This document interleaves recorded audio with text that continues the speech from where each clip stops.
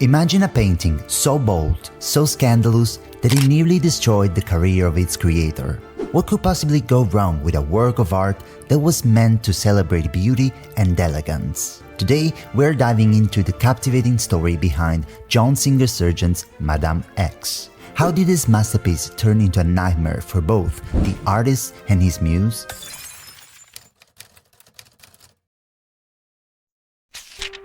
To understand the drama of Madame X, we first need to meet the key players in this story. Who was John Singer Sargent, and what drew him to Virginie Amélie avec Gautreau? Sargent was an American painter who had gained fame for his striking portraits, known for their technical brilliance and emotional depth. He was a man of the world, moving effortlessly through the elite circles of Europe and America. But what was it about Gautreau that captivated him? The model was an American-French Creole immigrant from New Orleans in Louisiana, who married a French banker twice her age and became notorious in Parisian high society for her beauty and rumored sexual infidelities. She was referred to as a professional beauty, a term for a woman who uses personal skills to advance herself socially. Her unconventional beauty made her an object of fascination for artists.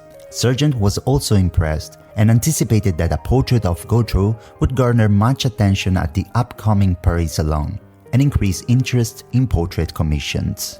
Although she had refused numerous similar requests from painters, Gautreau accepted Sargent's offer. Sargent was an expatriate like Gautreau, and their collaboration has been interpreted as motivated by a shared desire to attain high status in French society.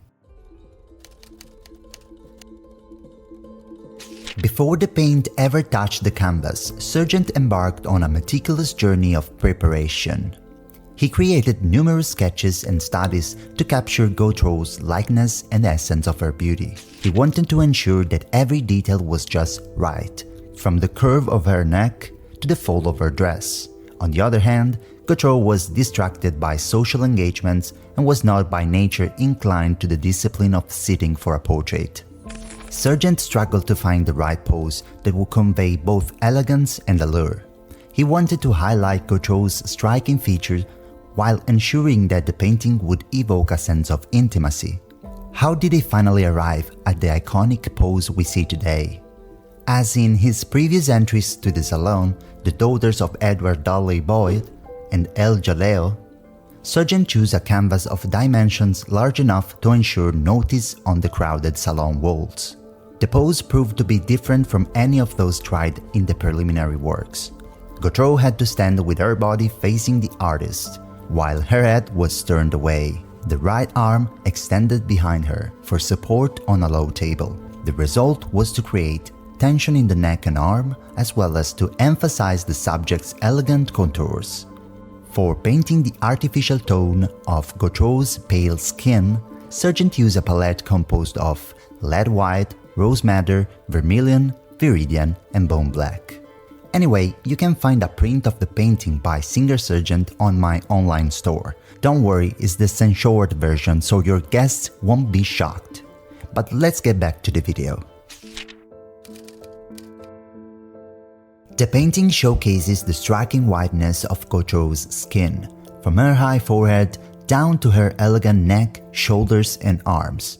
While her black dress is bold, it also has a deep, mysterious quality. She is set against a rich brown background that contrasts beautifully with her skin tone.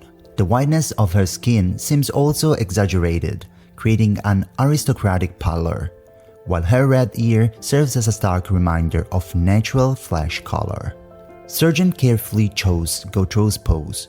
Her body faces forward, but her head is turned to the side. This profile position creates a sense of both confidence and retreat.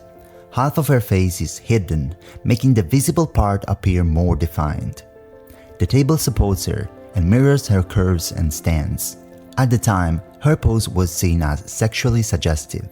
When the painting was first displayed, one strap of her dress had slipped down her right shoulder, hinting at a possible reveal. Interestingly, the bodice of her gown was designed with a metal and whalebone structure, so it couldn't have fallen.